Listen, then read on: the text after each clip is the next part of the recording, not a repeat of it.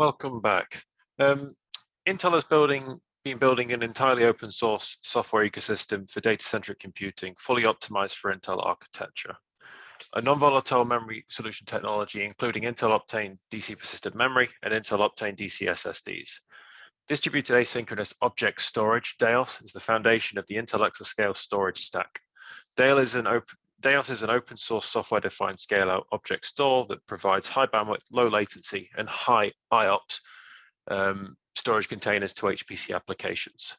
It enables next-generation data-centric workflows that combine simulation, data analytics, and AI. Presenting today, we have Mohamad Chaarawi, a senior software engineer in the extreme scale architecture and development division at Intel.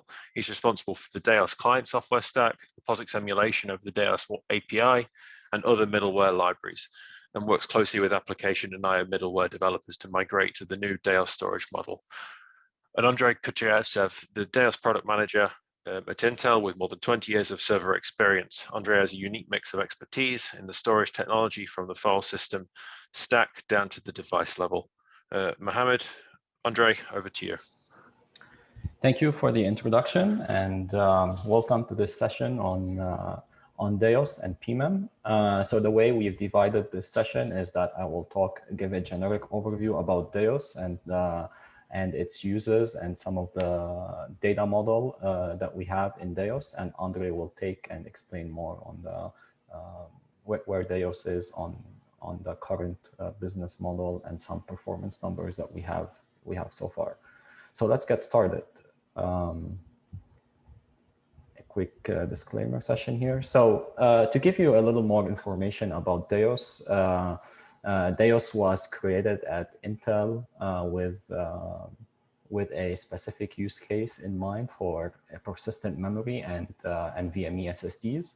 It was developed not only taking into account for HPC workloads, but also for other pillars in today, considering our AI and data analytics workloads, where we have much more we have more constraints and more use cases on the storage system rather than just checkpoint restart workloads. DAOS was architected from scratch, designed and implemented from scratch to combine low latency and byte addressable persistent memory, along with bulk access on NVMe SSD. In that sense, DAOS underneath uses both technologies, and the user does not have to worry about tiering or anything like that. At all metadata and small IOs that are latency sensitive, and all indexing and query mechanisms are done on the persistent memory side, and all bulk data like checkpoints or large IOs are done on the SSD side.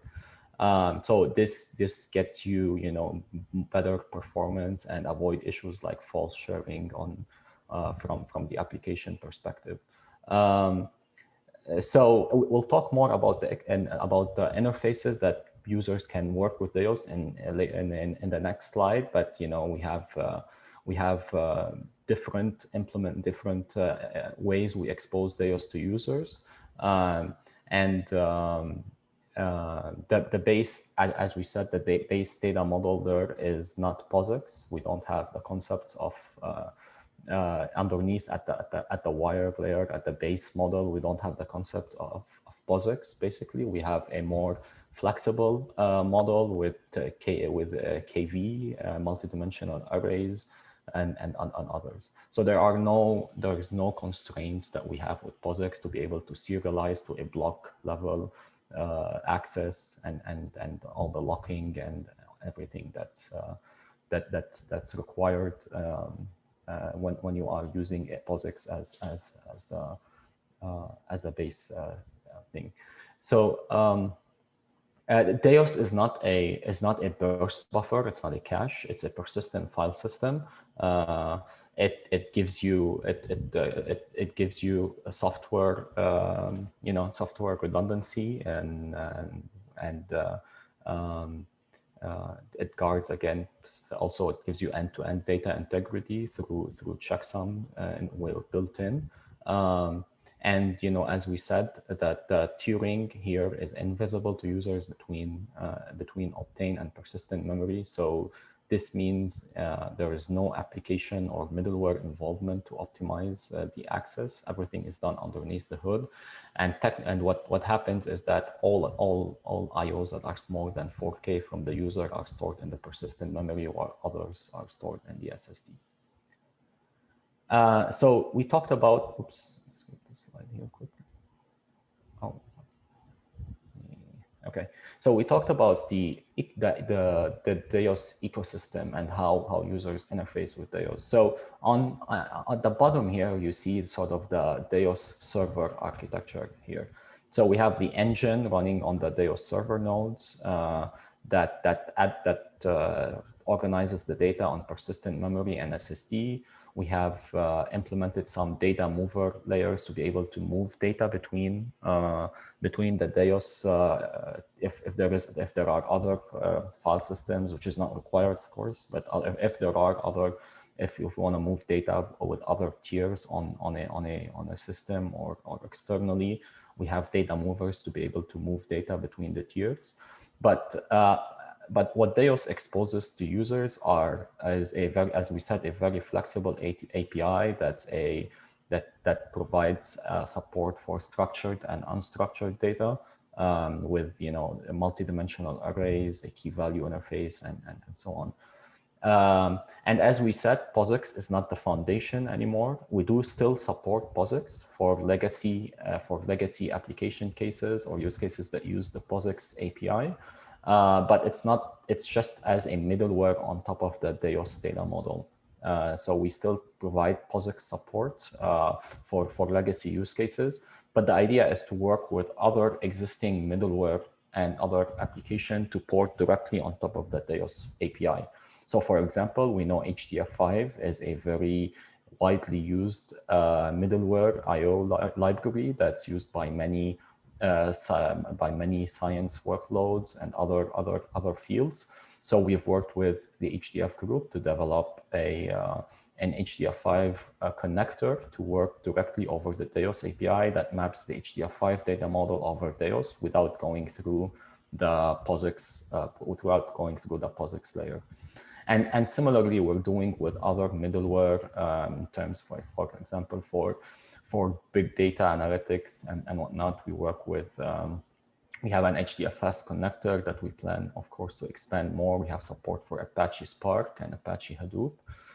We have a native Python interface that we call PyDAOS on top of the DAOS API, and we work, also with some domain-specific data models that are under development today, that are still under development today, in co-design with other partners today. So, for example, we have SegWi that's mainly a middleware for the oil and gas industry, FDB for weather data, and so on.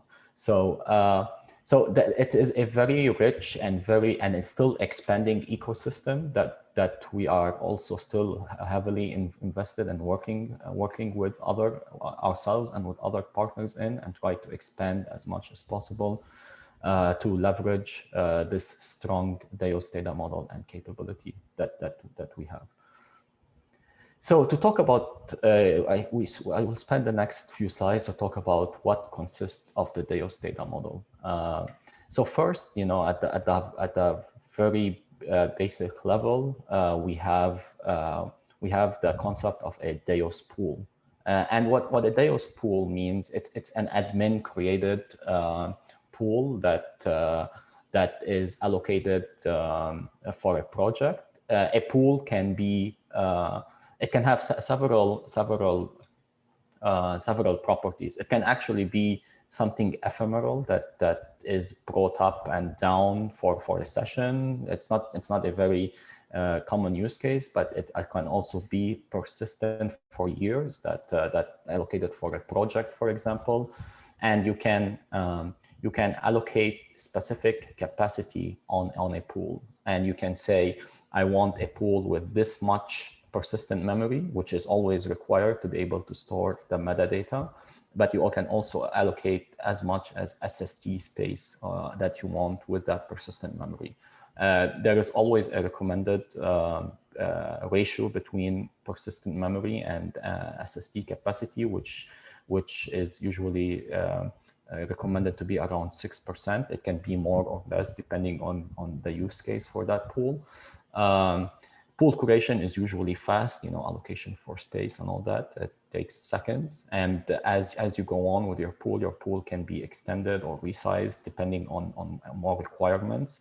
A pool is protected by ACLs, so it is secure in the sense, people who are not on a subset specified to access data on that project will not be able to look to access your pool, to connect your pool and access the data on that pool. And we have more dedicated properties, whether what type of space reclaim strategy as you remove data, remove containers, add containers, and how much space you reserve if you want to have self-healing, whether if you lose, if some targets or some SSDs that you lose and you don't want to add more storage. You need to have some properties to how to handle self-healing and redundancy in this case. The second concept is that goes under a pool is a container. So once the admin creates a pool for the project, users can now work with containers on that project. So a DAOS container is usually something managed by the users in that case. And when I say users, it can be it can be users of the DAOS API directly, but in most cases, it's usually also the middleware libraries that the users work with. So it can be created in both ways. There is a DAOS utility tool that users can do to create a container. There is also an API that users can use to manage to create a container with an API call or through a library call from the middlewares that we expose. So a user can, any user who has access to the pool, write access, of course, to the pool, can create containers, and the pool space is shared shared by all the container.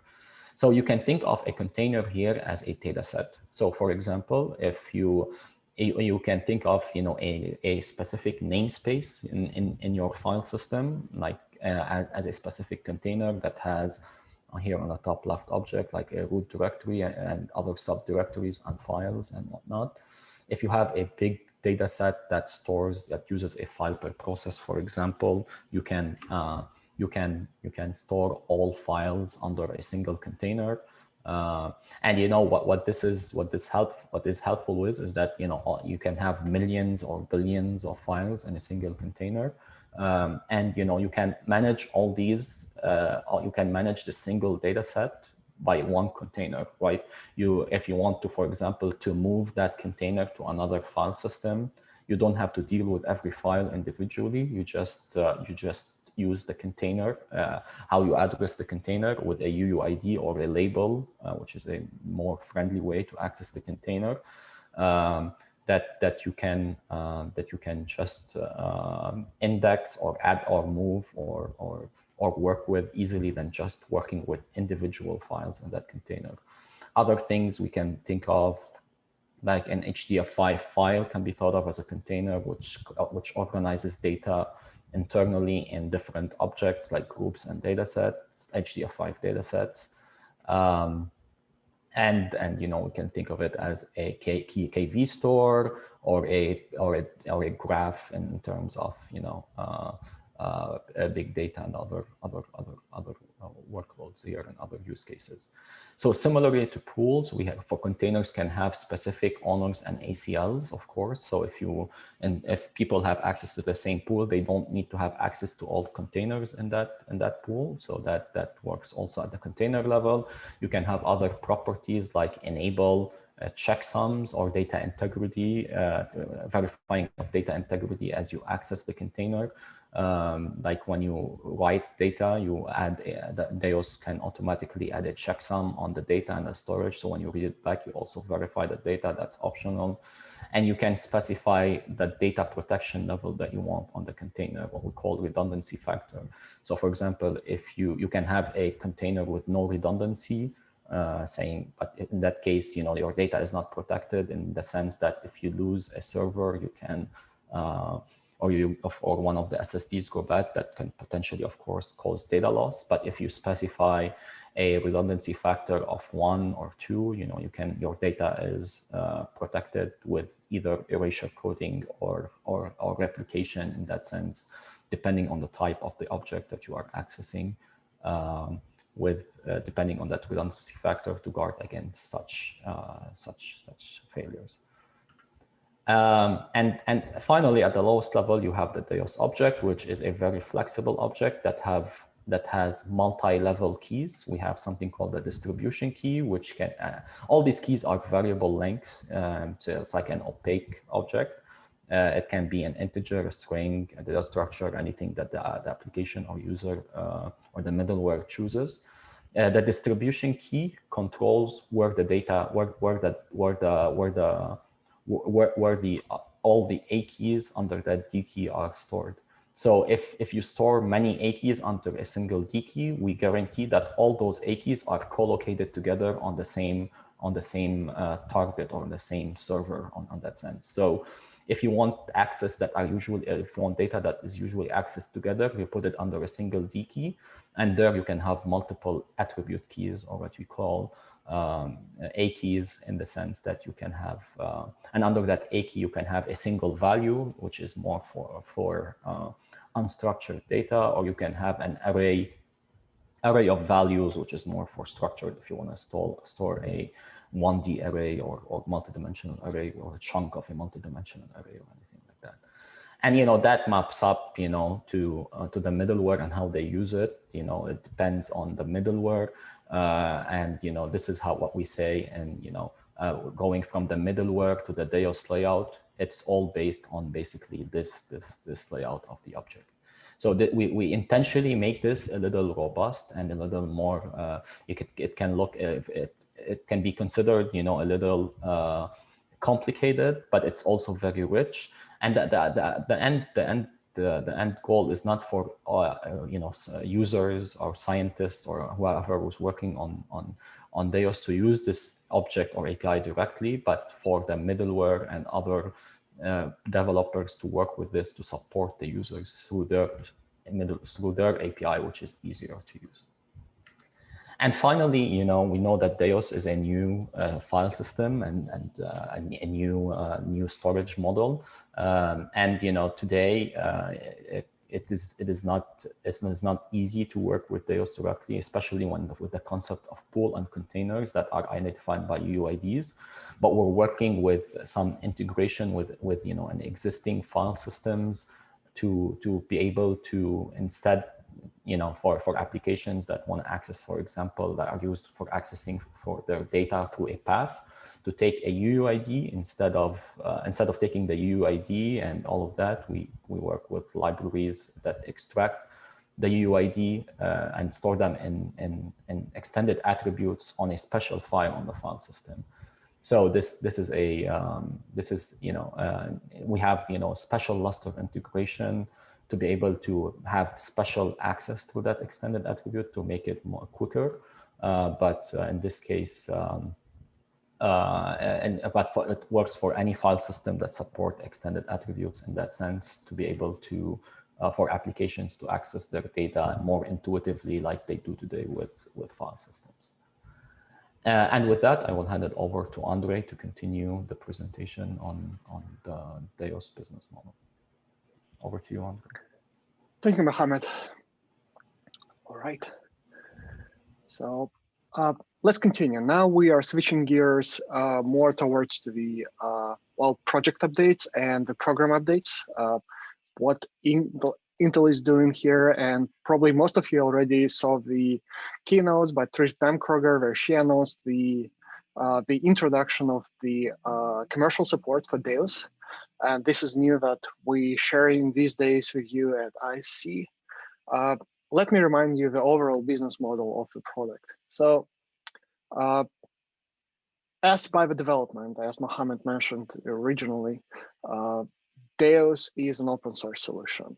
We have no intention to make it commercial. It will stay open source. We are not going to fork it or to make any commercial distribution. In the meantime, we certainly see the certain customers requiring the commercial support for this product. And while others may be perfectly fine without providing the commercial support and relying on the community support, which of course is currently, there is a big community around this project.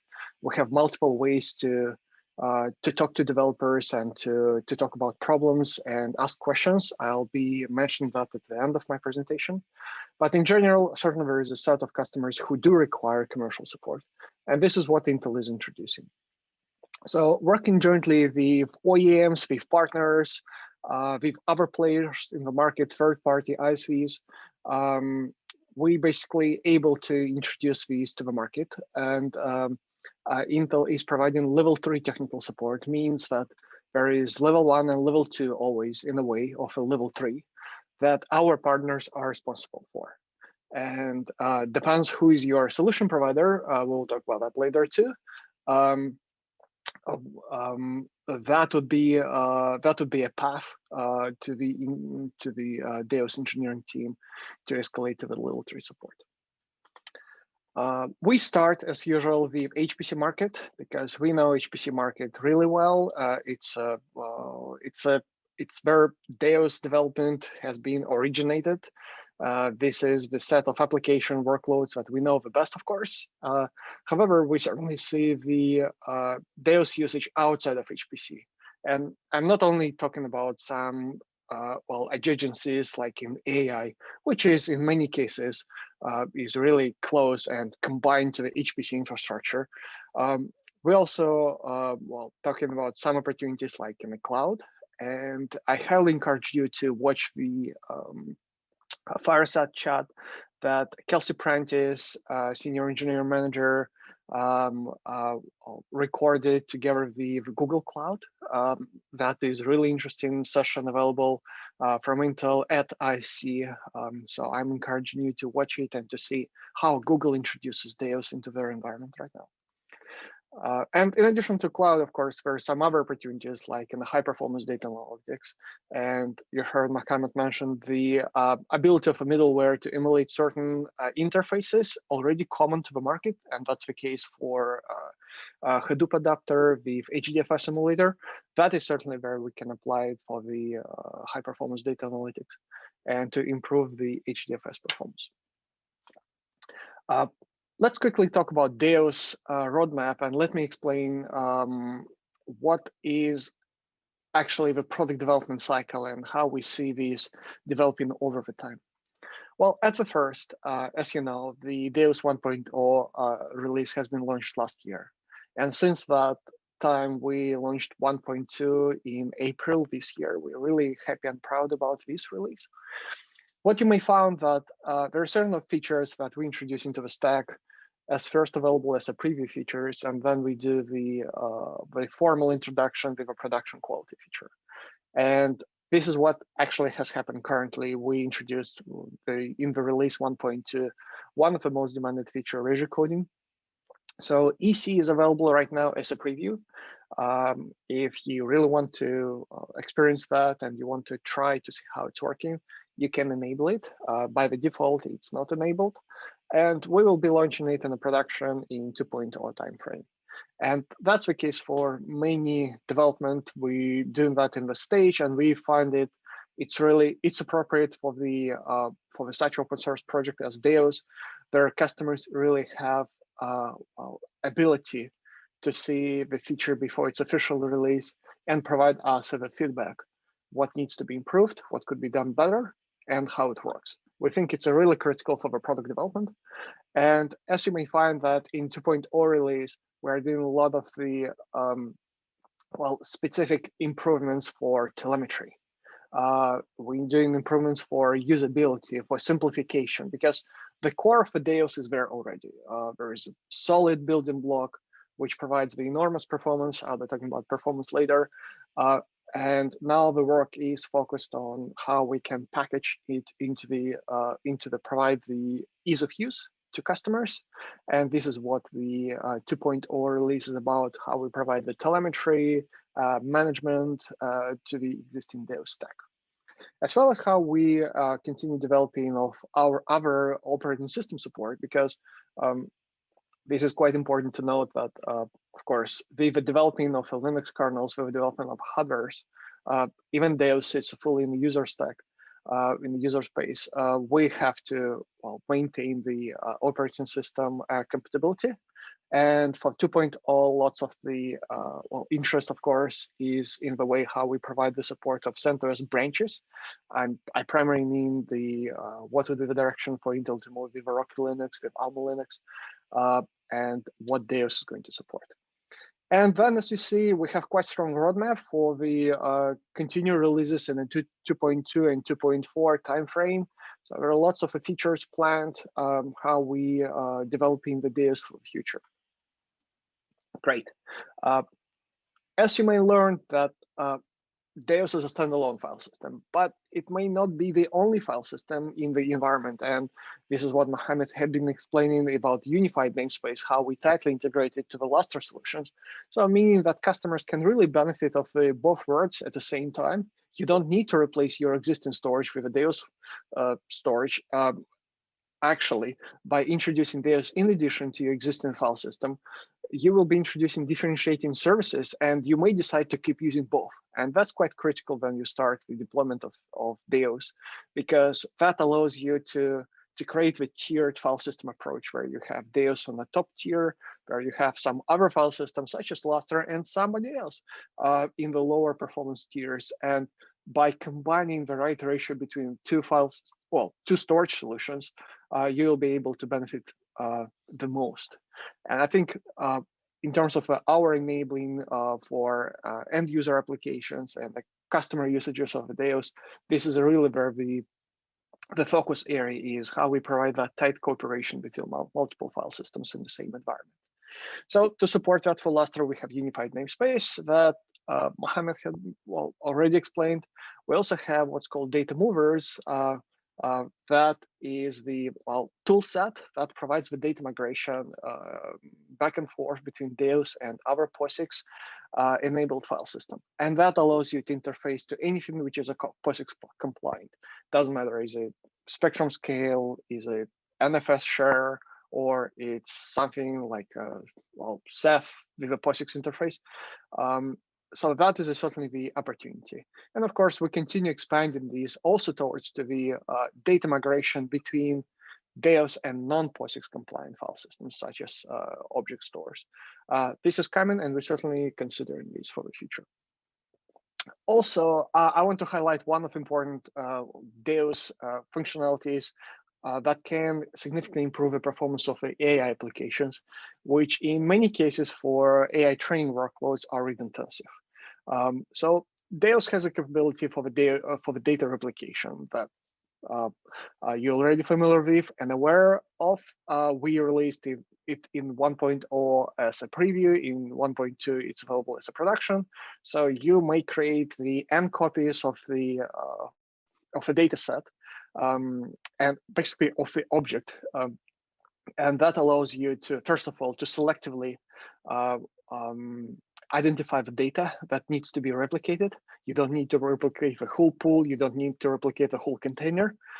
You can do that per object. And by doing the multiple replicas, of course, you increasing the sources of the data. So for some workloads which are read intensive, now you can benefit of a multi-source of the data to avoid the bottleneck into a single data location, such as in a particular DAOS server. And that is absolutely the case for AI, where you really need to have enormous amount of read for some applications like a training. And this is where you may say, I want to replicate my training data set multiple times in order to improve the read performance. This is quite critical. We continue working towards this direction, improving this functionality in the future DAOS releases by also introducing the feature called data proximity. This is where we can do also placement optimizations for writes operations. This is all coming together and really well aligned with Intel AI strategy. So now let's talk a little bit more about the commercial support for DAOS, the technical support terms, which I think could be really important for the audience to know about. So as I mentioned originally, the Intel is providing level 3 support only. There is no plans for providing level 1 and level 2 support. This is our work with our partners that I will introduce shortly. We providing it based on the annual support contract with a 3-year minimum contract. We expect that most customers will go with 5 years, as that is the normal for the operation cycles. This is a standard fulfillment process for acquiring the support for our partners. So there is no changes in the direction. It's basically, it's a SKU from Intel that is available. And of course, it's associated with several terms how we provide this technical support. And as such as our systems which are already in place, it's called Jira. We're using that for ticketing systems, and it's used for the level 2 and level 3 escalations. So this is where you can submit the tickets. It will be evaluated by our engineering, assigned to the proper priorities, and so on. It's already available, so even you don't leverage the commercial support, of course, based on the community support, you can also get to the Jira and submit your tickets there. It will be watched by the whole community of DAOS users. We also have, of course, mailing list, and we have a Slack channel, which is direct access to DAOS engineering. I highly encourage you to sign up for mailing list when you go to the daos.io. You'll see mailing list. Signing up, and once you do that, you will receive an invitation to the Slack channel, which is a great way to be connected and to follow what other users are doing in the DAOS development. So depends how the level 3 support is provided. There are certain ways and how customer basically purchases the system. It can be through the channel integrator, it can be through the OEMs.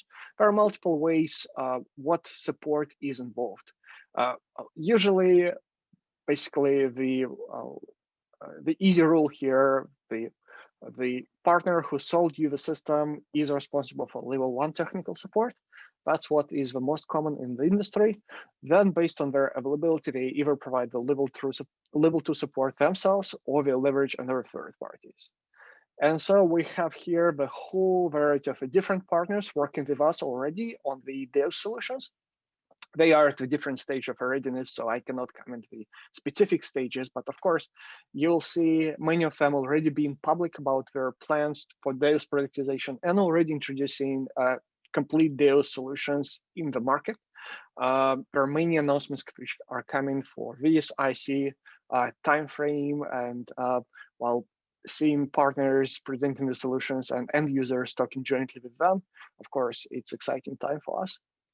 I highly encourage you to watch this in the ISC program and to watch for the updates. As several I already mentioned, in Intel program, we have a fireside session with Google Cloud.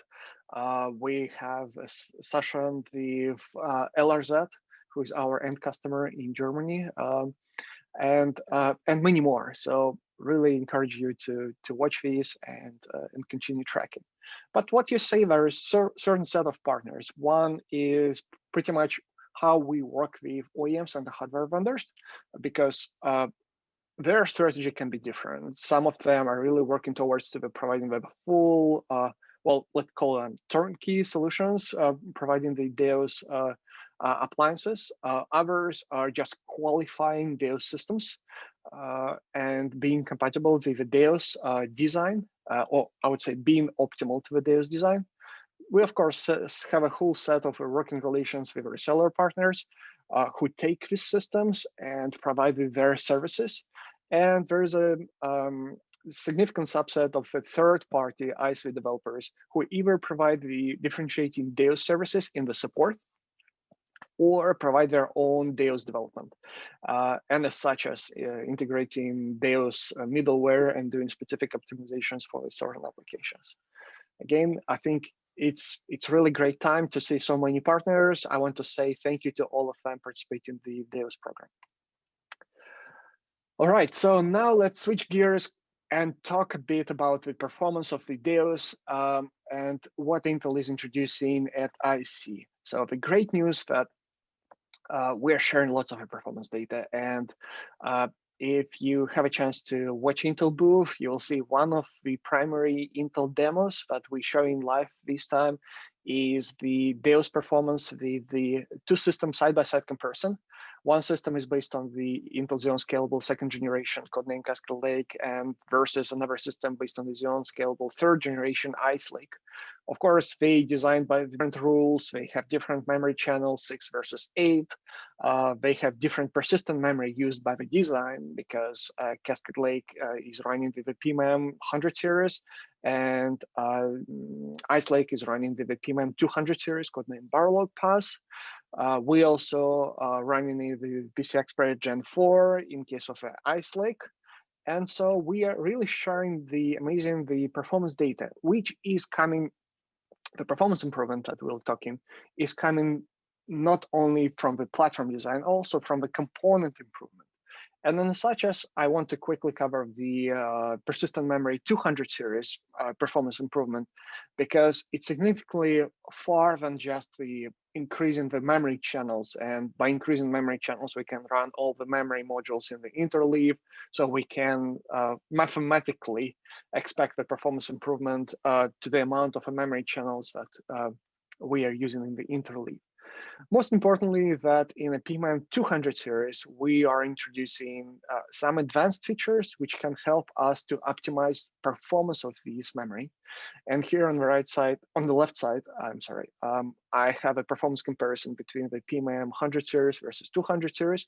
The main point here that there are some technologies like enhanced ADR that is responsible for the flashing data from the whole stack, from the operating system to the memory controller of the Xeon to the AC controller of a persistent memory.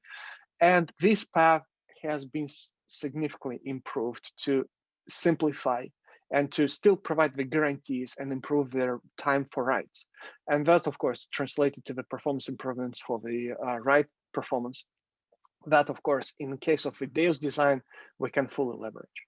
So now, I quickly stop on the performance slide, and I'll let Mohamad to comment this.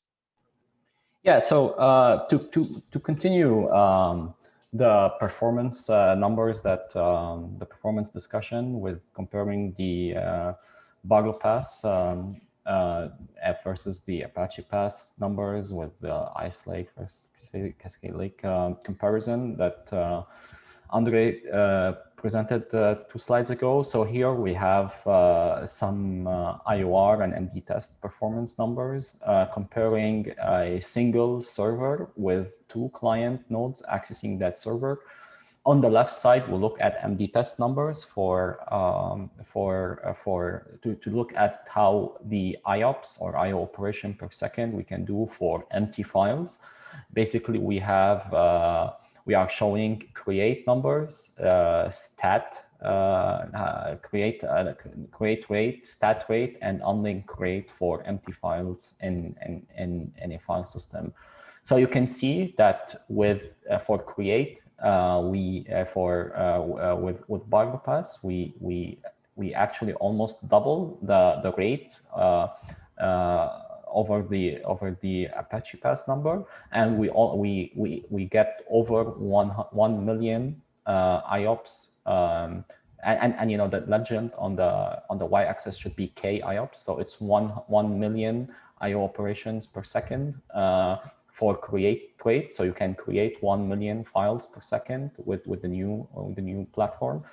Stats are around 1.8 million. So that's like a create, you know, mostly write IOPS versus stat, which is read IOPS, and unlink, which it's both write and read. So you can see also across the board there is a huge performance benefit for metadata access. For raw data, and we use IOR for raw data, and IOR is basically writing and reading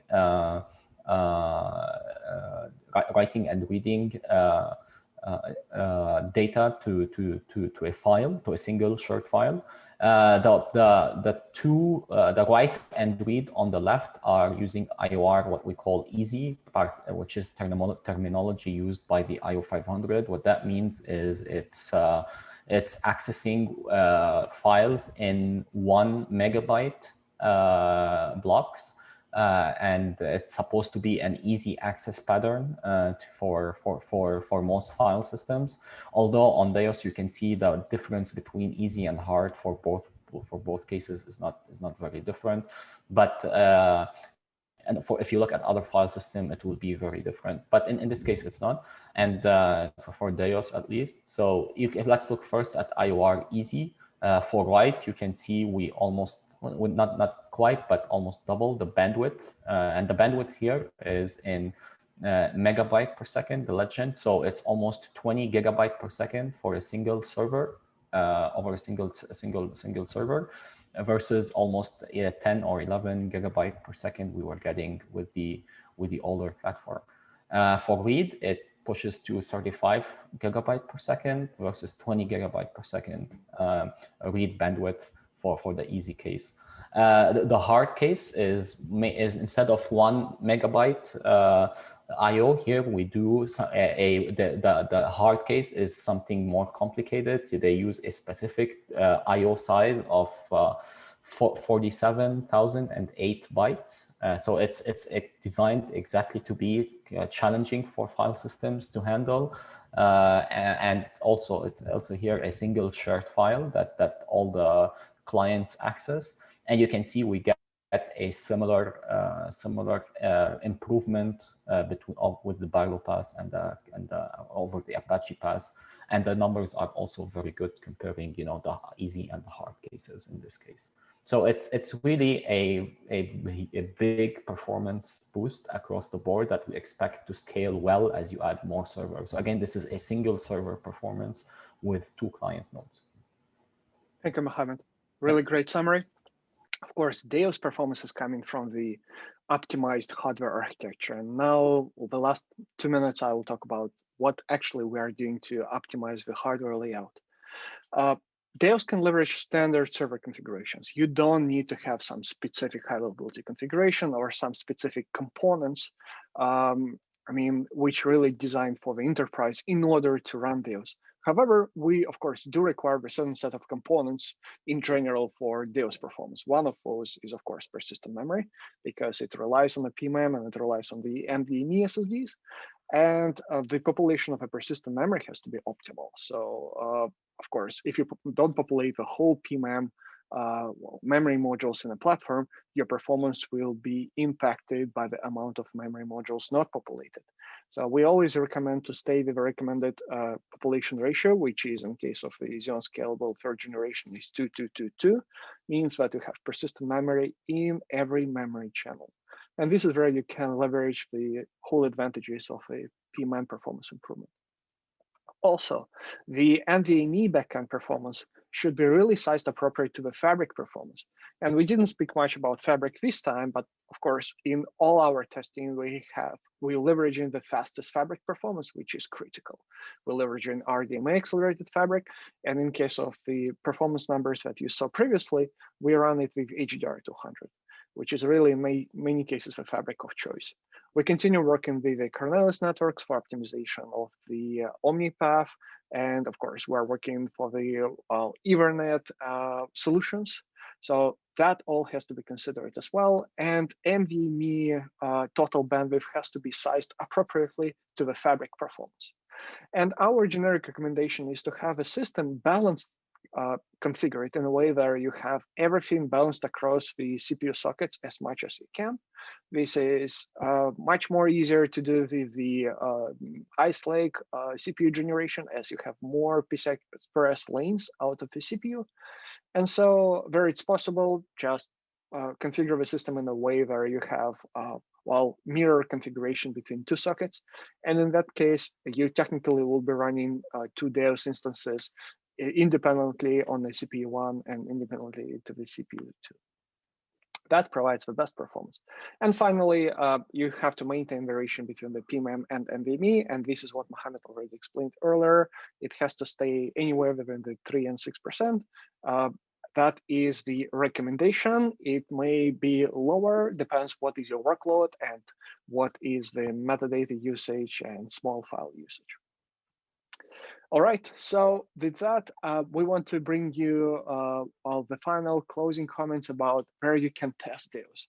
There are certainly the multiple testing facilities already available for our customers. If you want to work with us and participate in these programs, feel free to contact us through the Intel sales representatives. We have internal configurations available for testing versus customer-facing configurations. As with Intel biggest Endeavor HPC cluster, we have significant installation of the of a 40 DAOS servers. So we can test it with a real application performance on a quite big scale. We also have customers also providing their systems for remote access, such as with Tech and others. And the announcement with Google, please watch the recording with Kelsey Prentice. With that, I'm closing the session. Thank you everybody for joining. I highly encourage you to start with the main DAOS page, daos.io. This is a way to see everything just happening around DAOS from the documentation standpoint, from the access to the mailing list, Jira, access to the DAOS Slack channel. We're also happy that we released the additional amount of the white papers, which are more easier to read and consume than just the installation manual. And you can see DAOS solutions brief available. You can see DAOS recent performance testing with QLC SSDs, which is also a very interesting approach how you can reduce the cost of a backend and the SSDs. So with all of that, again, thank you for joining us today. We'll be happy to talk to you next time. Perfect. Thank you, Andrey. Thank you, Mohamad. And I see your question was answered as well over IM. So thank you for that. Very good session and much appreciated for you. Thank you for your time.